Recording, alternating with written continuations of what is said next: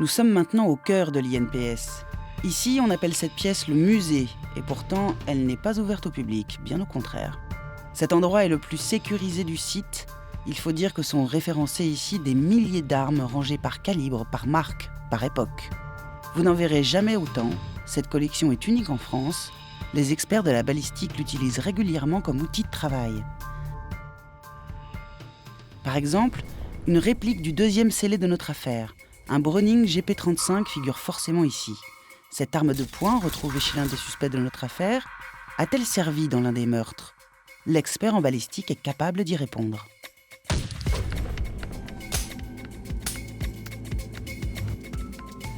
Donc, le mettre en sécurité. On va procéder à l'examen technique de l'arme. Cet examen consiste à vérifier le bon fonctionnement de l'arme, le fonctionnement mécanique, vérifier les marquages sur l'arme, donc le numéro de série, la marque, le modèle. Michel, 36 ans, est l'une des figures de la balistique.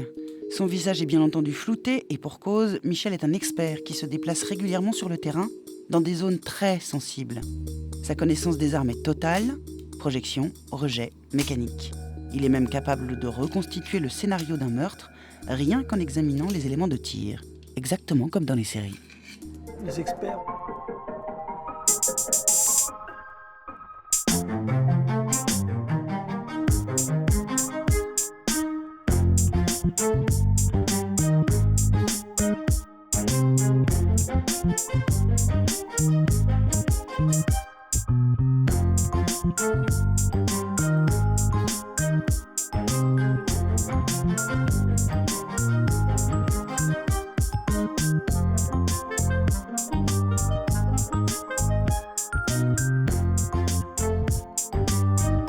Donc j'ai un couteau, j'ai un étui, j'ai un téléphone portable, une arme de poing, une tablette de cannabis. On me dit de faire toutes les analyses nécessaires utiles à l'enquête.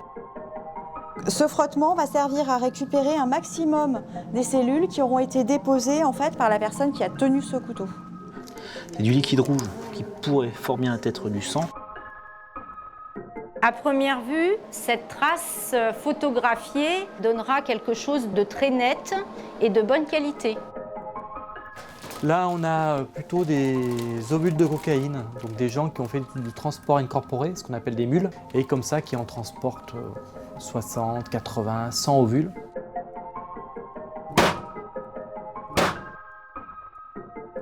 N'importe qui peut regarder des données sur un téléphone et en regarder les images, les SMS, etc. Par contre, faire la corrélation avec l'affaire qui est demandée ou alors trouver les données cachées ou effacées, ben ça c'est notre boulot. Il est 2h du matin, quelque part en banlieue parisienne. Frédéric, 45 ans, est un agent spécialisé de la police technique et scientifique. Il vient d'être appelé sur une scène d'infraction et retrouve un groupe de policiers déjà présents sur le site. On ne sait jamais sur quoi on est appelé. Une affaire, même quelle que soit sa qualification au téléphone, on peut tomber sur tout et n'importe quoi, en rapport ou non avec ce qu'on a été prévenu. Hop là. L'affaire concerne une tentative de vol de voiture dans un parking. Les policiers sont là depuis une demi-heure. Ils ont rejoint le témoin qui les a contactés. D'accord. Il y a du verre et puis il y a un bouchon partout. Je pense qu'il a utilisé une autre bouteille. C'est pas le même. Deux individus ont forcé le véhicule, il y a un bris de vitre sur la porte côté conducteur. Et ils se sont échappés et se sont fait interpeller par le requérant, un témoin on va dire, témoin de la scène, donc qui a sollicité la présence des forces de l'ordre et on vient constater les faits. Une voiture braquée dans un parking, c'est somme toute assez banal et ça ne concerne pas Frédéric à première vue. Seulement, à bien y regarder, un détail l'intéresse particulièrement. C'est du liquide rouge qui pourrait fort bien être du sang. Au vu de la scène d'infraction, je vais prélever ça immédiatement avant que ce soit pollué par quelqu'un qui pourrait marcher dessus par inadvertance. Les policiers, ici, ceux qui sont en tenue, ne sont pas aptes à réaliser ce type d'acte. Seul un agent spécialisé comme Frédéric en a les compétences. Grâce à son équipement, il peut maintenir l'intégrité des traces qu'il prélève. Voilà donc ce qu'on appelle un écouvillon, ce qui est destiné effectivement au prélèvement, tout prélèvement ADN, de liquide, de taches, voilà. C'est un coton-tige préservé dans un espace clos. Nous, on se cantonne dans la police scientifique à ramasser les traces et indices. Donc on doit apprécier dans sa totalité une scène d'infraction dans le but de récolter systématiquement chaque trace et indice pour faire avancer l'affaire et pour aider l'officier de police judiciaire, parce que nous sommes avant tout une aide à l'enquête. Ce qui m'a séduit dans ce métier avant tout, c'est la nouveauté, la variété des interventions. En fait, il n'y a aucune routine. Ouais, il y a des traces de coups, là, effectivement. Ils ont forcé ici, là.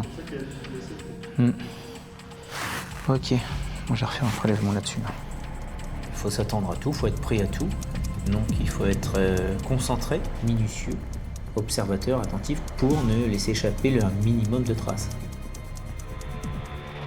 Après les relevés de traces ADN, Frédéric termine par une recherche d'empreintes digitales, scientifiquement appelée empreinte papillaire, au cas où les braqueurs auraient laissé en plus du sang des traces de main sur le véhicule. Non, mais il n'y a rien. En effectuant ces prélèvements, Frédéric participe au premier plan au dénouement des affaires. Pourtant, contrairement à ce qu'on pourrait croire, ce n'est pas lui qui va mener l'enquête. Les traces qu'il a relevées vont maintenant parcourir 500 km et finir leur chemin dans la région lyonnaise. 6.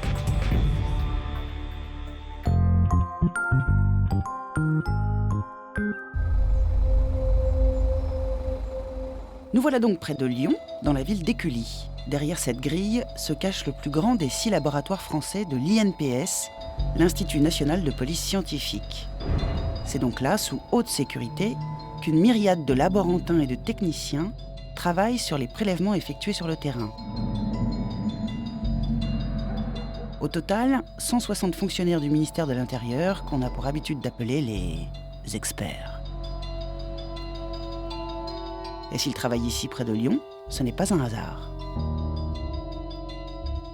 Lyon, c'est la ville berceau de la police scientifique et c'est là qu'Edmond Locard a conçu à la fois le principe et la structure. Le principe, il est tout bête, c'est ce qu'on appelle le principe de l'échange de Locard. Dès lors qu'un malfaiteur agit quelque part, il va laisser des traces de son passage ou sur sa victime ou sur les lieux où il a agi et il va repartir en emportant avec lui des éléments qui viennent de la victime ou des lieux où il a sévi. Alors ces éléments, ça va être des empreintes, de la génétique, des traces papillaires qu'il va avoir laissées sur place, ça va être des morceaux du génétique même de la victime qu'il va emporter avec lui, ça va être des frottements, de la terre, de la peinture, voilà. Tout ça, c'est le principe de l'échange de Locard, c'est vraiment la base de la démarche de la police scientifique. Mais attention, même accompagné du directeur, on n'entre pas comme ça à l'INPS. Il faut au préalable passer entre les mains d'un biologiste. Ici, c'est la règle. Personne n'est admis sans son test ADN. Et bien entendu, nous y passons aussi. Je vais vous demander de bien saliver, après de placer cette sucette sous votre langue pour bien l'humidifier. Catherine est technicienne en biologie. Si elle nous demande d'effectuer ce prélèvement, ce n'est pas parce que nous sommes des criminels, bien sûr. On postillonne, on tousse. Je pose ma main sur un bureau ou sur une paillasse. Je pose ma pièce à conviction ou mon scellé. Malheureusement, j'ai laissé trop d'ADN, mon scellé frotte et je peux mettre mon ADN sur ce scellé. Nous allons déposer cette salive sur un papier que nous appelons un papier FTA. C'est un papier buvard violet qui contient certaines substances qui nous permettent de déposer notre salive, faire éclater toutes nos cellules, empêcher les bactéries de se développer et capter uniquement l'ADN de nos cellules.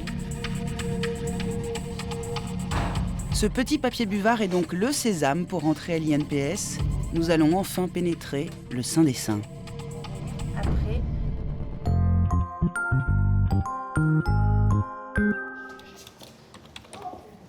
Ce matin, un officier de police se présente à l'accueil. Bonjour.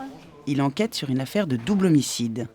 Plusieurs indices ont été prélevés sur la scène de crime. L'officier amène les scellés pour analyse.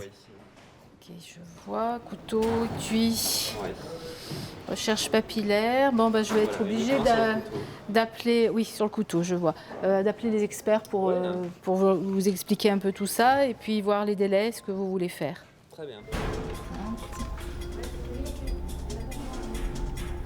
Emmanuel ? Bonjour, c'est Joël.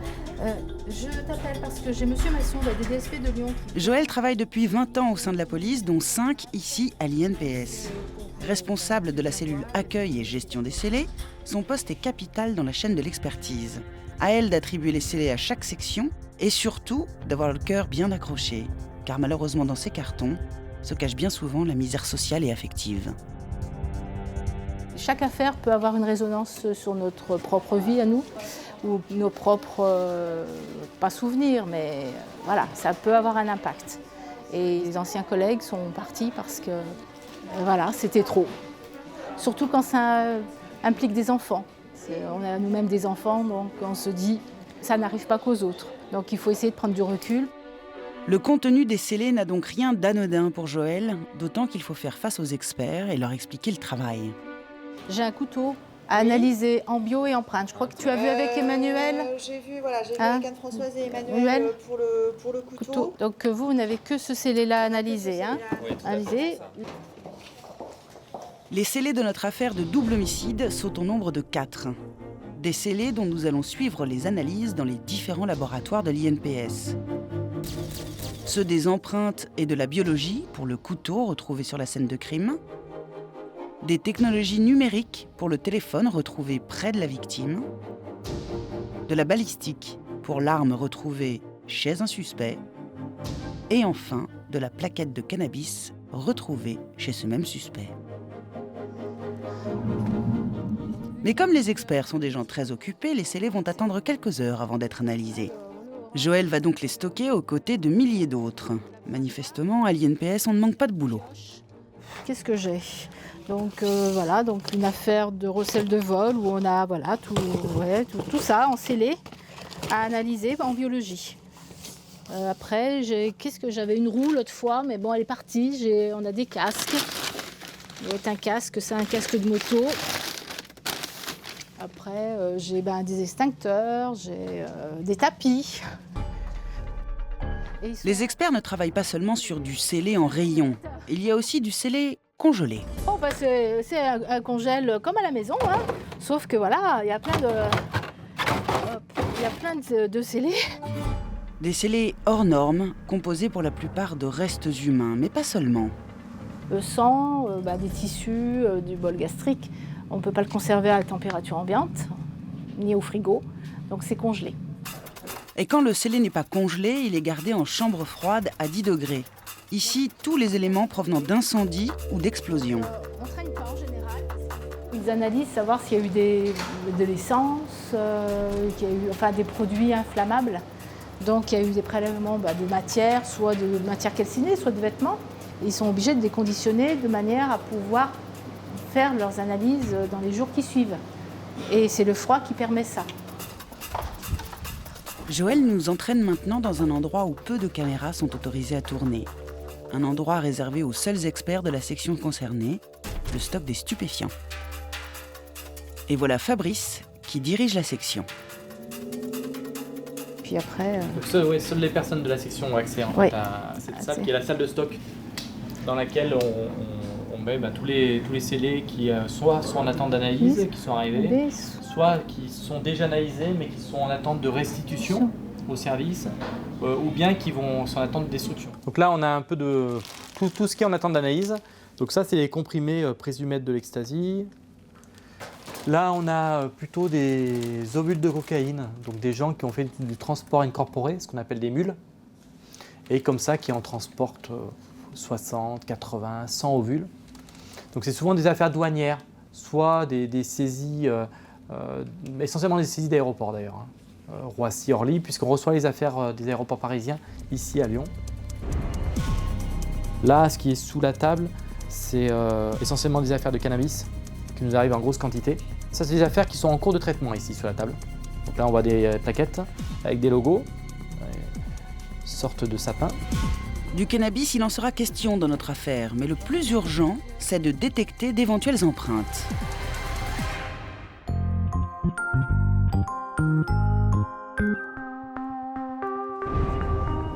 Nous voilà dans la section des traces papillaires, autrement dit la section qui analyse toutes les empreintes de la main, du doigt à la paume. Anne-Françoise est experte en traces papillaires et ce matin, elle va travailler sur le scellé numéro 1 de notre affaire. Un couteau, retrouvé au pied d'une des victimes. Les enquêteurs souhaitent identifier l'homme qui l'aurait utilisé pour la dernière fois. C'est un couteau de cuisine de marque Stainless, vraisemblablement maculé de sang sur, ici on constate, les deux faces de la lame. Ce couteau, je vais mesurer sa longueur totale, préciser la longueur de la lame et la longueur du manche. Toutes ces infos, bien sûr, serviront à la rédaction d'un rapport d'expert qui accompagnera l'analyse. Pour info, le couteau mesure 30 cm avec un manche de 12 et une lame de 18. Je vous laisse imaginer la scène. Maintenant, je vais examiner mon scellé. Donc, dans un premier temps, la recherche de traces papillaires se fait par détection optique, ici avec une source de lumière blanche à l'aide de cet appareil qui s'appelle le CrimeScope. Le CrimeScope est l'outil qui équipe la plupart des laboratoires de criminalistique dans le monde. Muni d'une lampe xénon, il émet une lumière blanche si concentrée qu'aucune trace ne peut passer entre les mailles du filet. D'ailleurs, Anne-Françoise vient d'en avoir une. Elle est localisée ici, là vous voyez, j'observe un dessin, j'observe une trace papillaire, une empreinte. La prochaine étape, c'est d'essayer de l'observer, cette trace, à une longueur d'onde différente, de manière à la mettre en évidence plus précisément. Et pour mettre en évidence la trace plus précisément, le CrimeScope dispose de différents filtres. À une longueur d'onde de 400 nanomètres caractéristique de cette lumière violette, l'empreinte digitale se dessine remarquablement sur le couteau. À première vue, cette trace photographiée donnera quelque chose de très net et de bonne qualité. La belle trace comme celle-ci, et particulièrement dans le sens, c'est quand même relativement rare. Ce matin, Anne-Françoise est particulièrement chanceuse.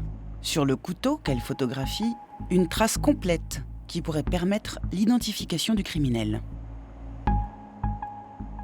Donc ici, à droite, c'est la photographie de la trace en lumière blanche. À gauche, c'est la photographie de la trace à une longueur d'onde différente. Et ce qu'on remarque ici sur cette trace, c'est que les particularités sont beaucoup plus marquées. L'empreinte digitale est sur le point de livrer ses secrets. Les particularités évoquées par Anne-Françoise, ce sont ces formes que dessine l'empreinte. Aucune ne ressemble à aucune autre. Elles sont particulières à chaque individu. Pour nos experts, il faut en dénombrer au moins 12. 12 points de particularité que notre experte doit maintenant repérer. Ici, j'ai une particularité. On observe que cette ligne, elle bifurque à un moment donné et se divise. Elle n'est pas continue. Et le fait de s'arrêter à cet endroit est particulier au dessin. C'est un travail qui est intéressant. En fait, on est des artisans, ni plus ni moins. C'est un travail qui est un travail, on va dire, d'expérience. C'est au fur et à mesure, travailler les empreintes.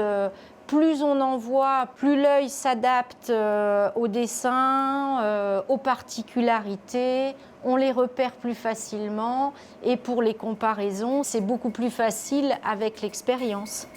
L'expérience, bien sûr, et hop, comme qui rigole, Anne-Françoise a repéré les 12 points. L'empreinte laissée sur le couteau a donc été analysée et identifiée. Dans ce cas, donc, ma mission s'arrête là. On a révélé une trace papillaire exploitable qui va être transmise à l'enquêteur pour exploitation. Anne-Françoise va donc envoyer ses conclusions au FAED, le fichier automatisé des empreintes digitales. Si le criminel est déjà fiché, il sera aussitôt retrouvé. Cette comparaison peut prendre plusieurs semaines. Heureusement, d'autres expertises donnent des résultats beaucoup plus rapidement.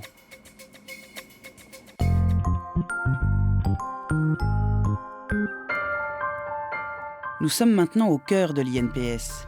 Ici, on appelle cette pièce le musée, et pourtant, elle n'est pas ouverte au public, bien au contraire. Cet endroit est le plus sécurisé du site.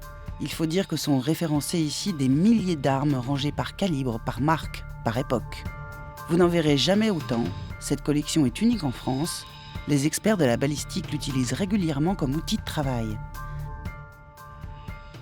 Par exemple, une réplique du deuxième scellé de notre affaire, un Browning GP35 figure forcément ici. Cette arme de poing, retrouvée chez l'un des suspects de notre affaire, a-t-elle servi dans l'un des meurtres ? L'expert en balistique est capable d'y répondre.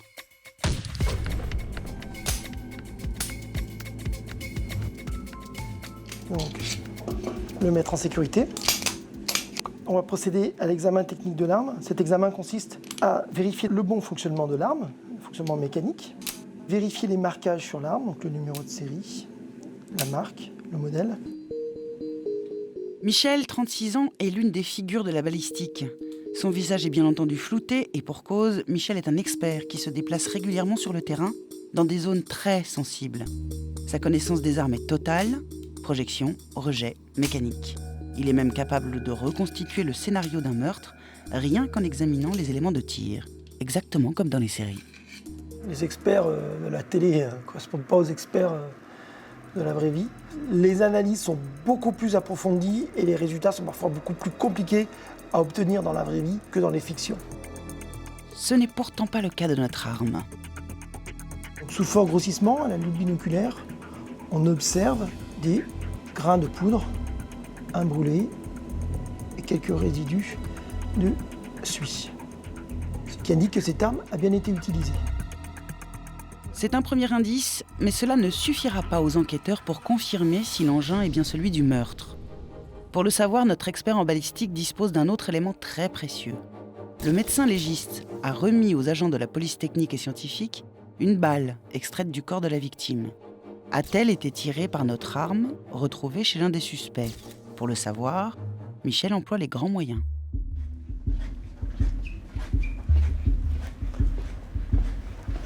Alors là, on va à la gaine de tir. On va donc effectuer les tirs avec des cartouches à balles réelles pour récupérer la douille et le projectile. En clair, l'expert oppose les éléments de tir d'origine retrouvés sur la scène de crime à ceux qu'il effectue en laboratoire en se servant évidemment de la même arme. Là, c'est 2 cartouches réelles qu'on va donc utiliser pour récupérer des étuis, des projectiles, qui vont nous servir d'éléments de base de comparaison avec l'étui découvert sur la scène de crime.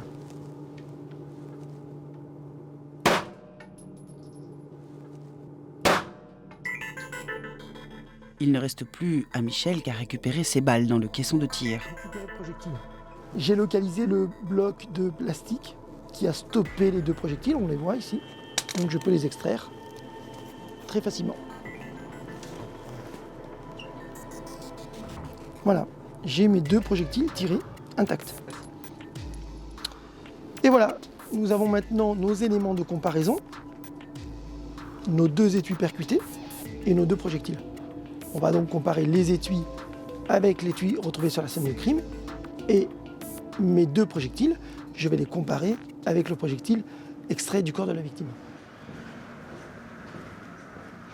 Dernière étape après le stand de tir, la salle du macroscope comparateur.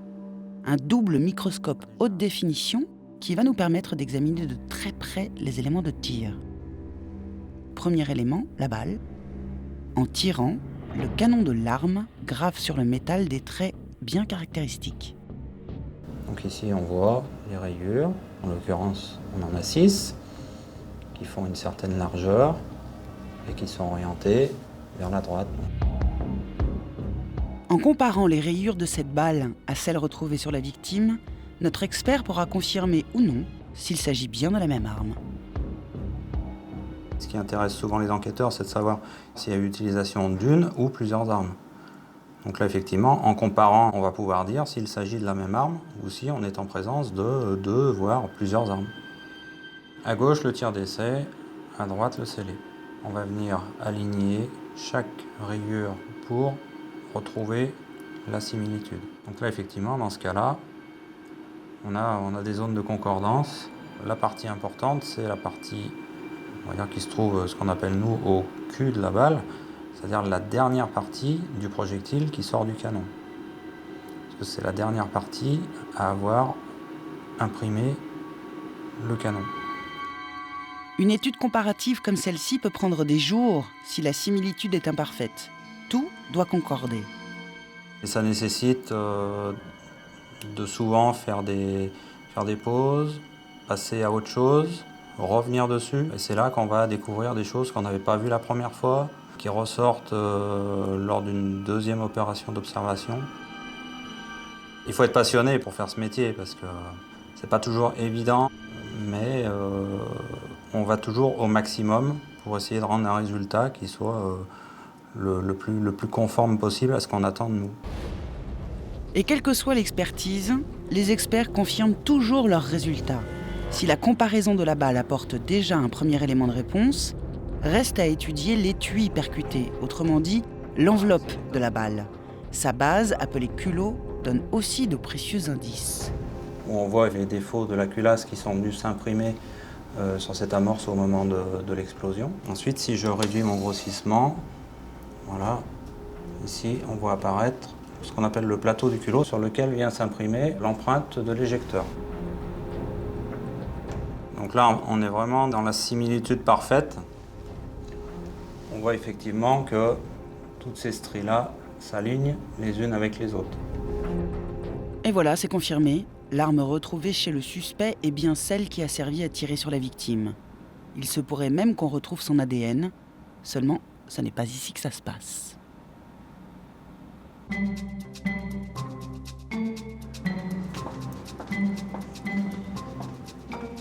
Donc là, voici notre vestiaire. Et ces dernières années, comme l'activité a énormément augmenté, on s'est retrouvé à réduire la place dans le laboratoire.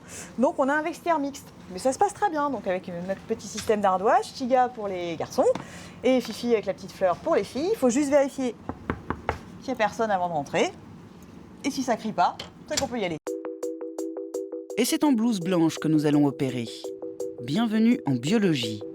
Une section qui s'est plus développée ces 10 dernières années, allant jusqu'à employer à elle seule le tiers du personnel de l'INPS et représenter, tenez-vous bien, 90% des activités du labo. Depuis 5 ans qu'elle est ici, Claire, qui est l'un des experts de la section, ne chôme pas. On a des affaires différentes, de nature différente, dans des contextes différents, donc forcément, on renouvelle un petit peu l'activité tous les jours. Et les techniques évoluant très rapidement, on a un métier qui est en perpétuelle évolution. Le responsable de toute cette agitation, c'est l'ADN, ou l'acide désoxyribonucléique. Tous les êtres vivants en sont constitués, les criminels n'y font pas exception, heureusement. Et l'avantage de l'ADN, c'est qu'on en retrouve partout. Par exemple, sur ces surfaces lisses, comme ces emballages de cannabis, eh bien les experts sont capables d'en retrouver grâce à de microscopiques bouts de peau laissés par les trafiquants. C'est le type d'affaires qu'on va traiter en commun et où la pluridisciplinarité du laboratoire est très importante parce que les emballages des stupéfiants sont d'abord passés aux empreintes pour la recherche de traces papillaires, arrivent chez nous pour les recherches de traces ADN. Dans le même temps, en fait, les plaquettes de résine sont analysées par les stupéfiants pour essayer de déterminer l'origine des stupéfiants. Chacun dans leur discipline, les experts conjuguent leurs travaux. C'est le cas pour notre couteau, rappelez-vous. D'abord passé entre les mains de la section traces papillaires, pour les empreintes digitales, le voilà maintenant à la charge de la biologie.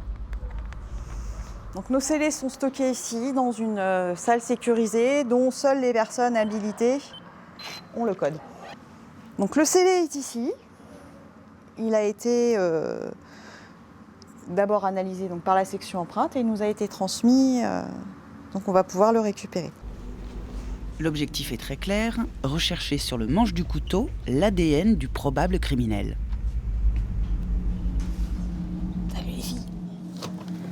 Donc on manipule l'extérieur du scellé avec une paire de gants et on va en changer avant de prendre l'objet à l'intérieur. Pour ne pas en fait transférer de l'ADN de l'extérieur qui n'est pas protégé vers l'intérieur qui a été normalement protégé de toute source de contamination. Ainsi, Claire peut changer jusqu'à 50 fois de paire de gants par jour. Le but, c'est évidemment d'éviter tout mélange d'ADN et éviter aussi que Claire ne soit confondue avec le probable criminel de notre affaire. Ce frottement va servir à récupérer un maximum des cellules qui auront été déposées en fait par la personne qui a tenu ce couteau. Donc on récupère bien ces cellules en frottant partout, sur le manche, sur le coton-tige, et après on va transférer le coton dans notre tube identifié. Donc là, notre trace est prélevée et on va pouvoir essayer d'en extraire l'ADN. Les substances récupérées sont infimes, le tout sur un manche de couteau d'apparence lisse et propre. Là, on a rajouté à nos cellules du détergent et de la protéinase. Donc le détergent et cette enzyme vont servir à casser les cellules et tous les constituants des cellules. Claire obtient alors un liquide appelé Lisa, où tous les constituants cellulaires, ADN compris, sont en suspension. Suite de l'opération, isoler l'ADN du reste des cellules. Attention, prenez des notes, c'est un peu compliqué. Et on va déposer ces Lisa sur des petites colonnes, en fait des colonnes qui fixent spécifiquement l'ADN. Donc dans un premier temps, on dépose l'ADN sur les colonnes, il s'y fixe, on effectue plusieurs lavages de ces colonnes pour éliminer tous les autres constituants et on termine par une étape d'élution où on va décrocher l'ADN de la membrane. Donc on aura notre ADN purifié en solution dans un nouveau tube. Voilà, donc on ne s'improvise pas expert en 2 minutes. Bon, en résumé, pour analyser l'ADN, on ne garde que l'extrait pur d'ADN. Imaginez dans ces petits tubes du jus 100% de criminel. Il reste désormais à Claire à amplifier et à analyser l'ADN. Après 4 heures, le verdict tombe. On se retrouve dans un endroit nettement plus normal, entre guillemets, pour l'analyse génétique des profils. Donc tout ce qui a été analysé en bas va être récupéré à l'aide d'un logiciel. Voilà donc l'ADN de notre potentiel criminel. Ici, le sexe est la seule information visible. X pour la femme, XY pour l'homme.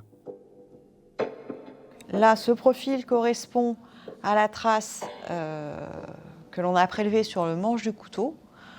Donc on peut en déduire que l'individu à l'origine de cette trace est de sexe masculin. Ces informations, ici à l'écran, représentent 99% du génome de notre potentiel criminel. Avec ça, impossible de le confondre avec un autre. Le travail de Claire est maintenant terminé, mais les analyses ADN, elles, poursuivent leur parcours. Claire va les transmettre dans ce bâtiment situé juste à côté de l'INPS. Le FNAEG, le fichier national automatisé des empreintes génétiques. Impossible d'y pénétrer, les 2,5 millions de traces génétiques qu'il détient sont classées confidentielles. Soit elles sont rapprochées d'un individu, auquel cas le requérant en est averti et nous demande de confirmer le rapprochement proposé par le FNAEG, soit cette trace ne correspond pas à un individu déjà présent dans la base et elle va être conservée dans la base jusqu'à ce qu'elle puisse être identifiée.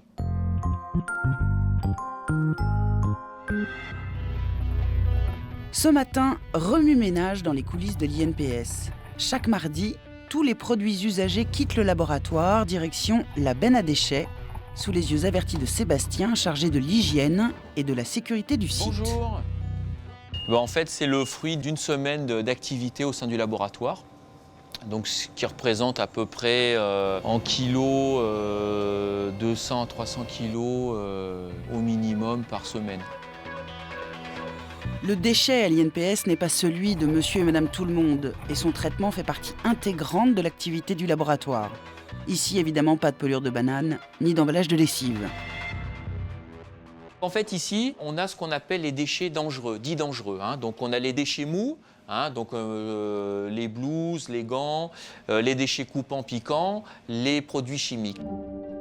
Ce sont des déchets qui ont été en contact à un moment donné de la chaîne d'analyse avec des éléments souillés, contaminés par des matières biologiques, des fluides biologiques, ou tout élément qui peuvent être pathogènes pour l'être humain. Des scellés issus de scènes de crime, ça peut être sale et parfois même dangereux. Nous avons toutes les hépatites, on peut retrouver toutes les hépatites, B et C notamment, le VIH, toutes les matières, je dirais, en décomposition qui peuvent apporter des bactéries non négligeables sur l'humain. Étant donné que les gens se protègent à l'arrivée et pendant l'analyse des scellés, on doit continuer dans cette logique-là, à ce que les déchets ne contaminent pas le reste, je dirais, du laboratoire et qu'on puisse les acheminer en toute sécurité vers le centre de destruction. Donc toute la chaîne doit être verrouillée à tous les points. Les experts travaillent constamment dans un univers à risque. C'est à Eric de s'assurer de la bonne tenue de leur laboratoire et du respect des normes de sécurité. Cela fait de lui l'un des maillons essentiels de cette chaîne d'expertise. On travaille dans l'ombre, on n'est pas forcément toujours en première ligne, mais on veille. On est là, on veille à ce que les choses se déroulent dans de bonnes conditions. On a un devoir, je dirais, d'anticipation et puis apporter toujours une réponse aux questions qui nous arrivent. Les déchets bientôt incinérés, on continue à travailler en toute sécurité.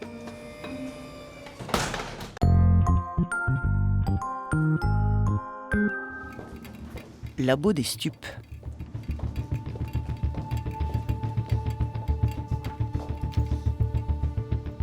Voilà, donc les balances de précision. Pour le dosage de la résine, on travaille dans des tubes en verre comme ceci et donc on fait nos pesées dans des petites barquettes en aluminium. Mylène est technicienne au laboratoire des stupéfiants. C'est elle qui aujourd'hui a pour mission d'analyser le 3e scellé de notre affaire. Un bloc de résine de cannabis retrouvé chez un suspect. Voilà, donc là j'ai atteint la masse désirée, donc on est à 9,38.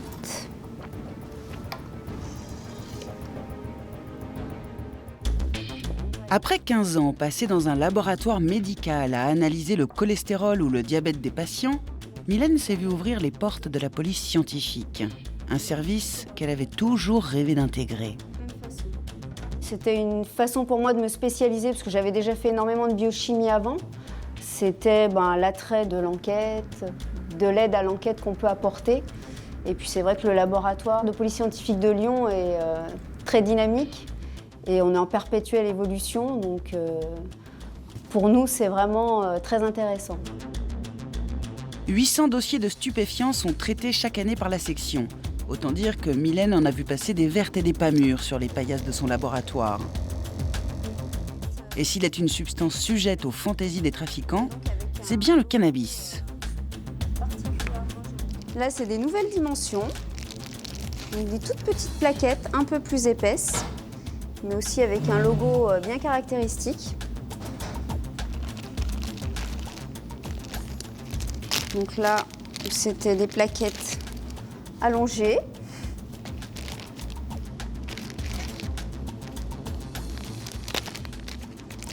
Là, grande dimension.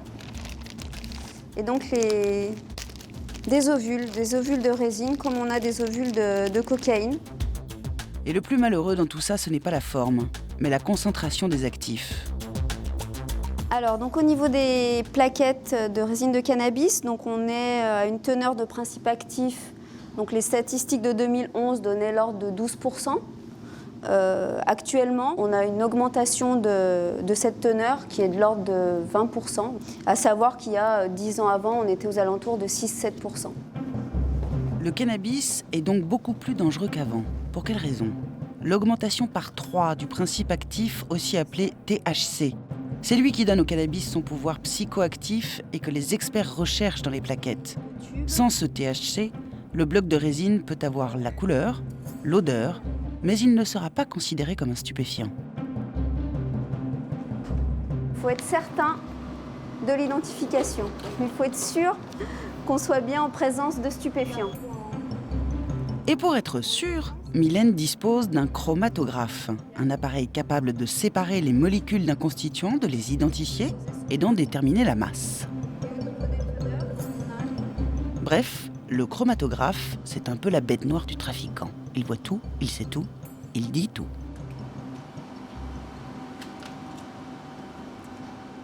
Donc voilà les résultats qu'on a obtenus sur l'identification. Donc on a confirmation de la présence de tétrahydrocannabinol, donc le delta 9 qui est le principe actif. Donc le THC a été identifié, donc la plaquette était bien de la résine de cannabis. Les taux se resserrent un peu plus à mesure que les analyses avancent. Notre dernier scellé devrait d'ailleurs livrer quelques informations très précieuses.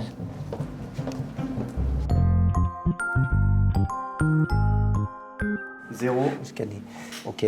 12, 42, Oui. 000, 501. Je vais te le répéter. Ce code est celui du dernier scellé de notre affaire, le téléphone retrouvé aux abords de la scène de crime. À qui appartient-il? Que peut-on y retrouver? C'est la mission de Pascal et Johan, les experts de la section technologie numérique. La dernière à s'être développée à l'INPS en 2006. Ouais. N'importe qui peut regarder des données sur un téléphone et en regarder les images, les SMS, etc. Par contre, faire la corrélation avec l'affaire qui est demandée ou alors trouver les données cachées ou effacées, ben ça c'est notre boulot. Même s'ils renferment beaucoup de technologies, les deux experts sont habitués à ce type de téléphone de grande marque. Ils savent exactement comment rentrer dans ses entrailles et retirer toutes les informations. On peut dire qu'aucun téléphone nous a résisté à l'heure actuelle. Tout commence par un petit coup de fil à l'opérateur. Oui, bonjour, laboratoire de police scientifique de Lyon. Bonjour, je vous appelle dans le cadre d'une ordonnance de commission d'experts pour obtenir un code de déblocage sur une carte SIM de chez vous. La carte SIM, c'est la clé d'entrée du téléphone. C'est elle qui va parler en premier et livrer les informations spécifiques au réseau mobile, autrement dit les données personnelles partagées entre l'opérateur et l'utilisateur. Il ne reste qu'à l'introduire dans ce lecteur de cartes développé spécifiquement pour l'INPS et tout s'affiche comme par magie. Nous retrouvons le numéro de série qui est inscrit sur la carte SIM. Nous le retrouvons ici. Et nous retrouvons par contre un numéro qui est lié à l'opérateur qui permet d'associer un numéro d'appel. Ce numéro-là permet de pouvoir remonter à un abonné. C'est donc une information capitale pour les enquêteurs. Grâce à ce code, ils peuvent interpeller rapidement le propriétaire du téléphone. L'analyse peut durer de quelques minutes à, suivant la quantité de données dans le téléphone, à quelques voire 1 heure, 2 heures, 3 heures. Après la carte SIM, c'est la mémoire du téléphone, celle contenue au cœur de l'appareil qui va bientôt livrer ses secrets. Les deux experts n'ont même pas eu à l'ouvrir ni à le décortiquer. L'autopsie du téléphone se fait grâce au lecteur de cartes, couplé à un logiciel spécial. C'est un peu la surprise à chaque fois, on ne sait pas ce qu'on va trouver. Et par moments, il y a certaines choses qui permettent de faire avancer l'enquête du juge, du magistrat ou d'un enquêteur. C'est exactement ce que nous cherchons à savoir. Y a-t-il dans ce téléphone un contenu susceptible de nourrir l'enquête ? Après quelques dizaines de minutes, voici le résultat. Toutes les données, journal d'appel, SMS, MMS, photos, tout y est, même celles que l'utilisateur pensait effacer de son appareil. Là, c'est exactement comme si on avait le téléphone dans les mains, on peut lire les SMS et suivre éventuellement une conversation entre différentes personnes. On tombe parfois sur des images qu'on aurait préféré ne jamais voir. De tout style de déviance sexuelle ou bien de plaisir morbide, on a des corps sans vie ou alors de la pédophilie à la zoophilie, parfois les deux entremêlés. Si il n'y a pas des données en rapport avec l'enquête, mais ça permet de cibler le comportement d'une personne. Pascal et Johan n'ont repéré aucune image compromettante dans ce téléphone. Mais leur travail ne s'arrête pas pour autant. Il leur faudra maintenant retranscrire toutes les données recueillies. Voilà l'exemple d'un rapport qu'on peut établir. Un rapport qui fait environ 250 pages. En matière de technologie numérique, les experts ne s'arrêtent pas au simple téléphone, bien sûr. La spécialité de cette autre équipe, basée, elle, à Marseille, c'est la caméra, ou plutôt les vidéos enregistrées par les caméras, notamment celles de surveillance. Il peut y avoir des cas où une scène qui est filmée est très loin de l'objectif, et auquel cas nous pouvons être sollicités pour aller essayer d'apporter des détails sur une infraction qui aurait eu lieu non pas au premier plan mais au dernier plan.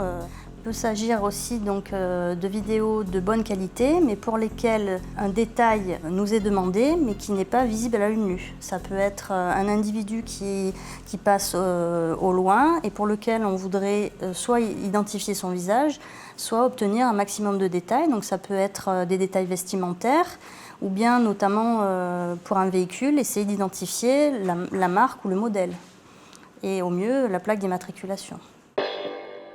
Karine, experte en technologie numérique, a participé au développement de cet outil dit de super résolution. Dans une autre affaire que la nôtre, elle a par exemple été chargée d'identifier une plaque d'immatriculation filmée par une caméra de vidéosurveillance. Comment a-t-elle opéré ? Eh bien, elle a tout simplement superposé.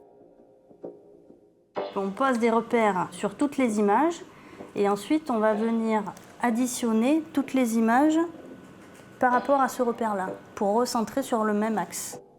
Image par image, Karine isole la plaque d'immatriculation du véhicule. Puis elle demande à l'ordinateur d'associer toutes les plaques floues. Après plusieurs heures de travail, voilà le résultat. En bas, voici la plaque super résolue. Pas super lisible pour un œil non averti, mais très utile pour un expert.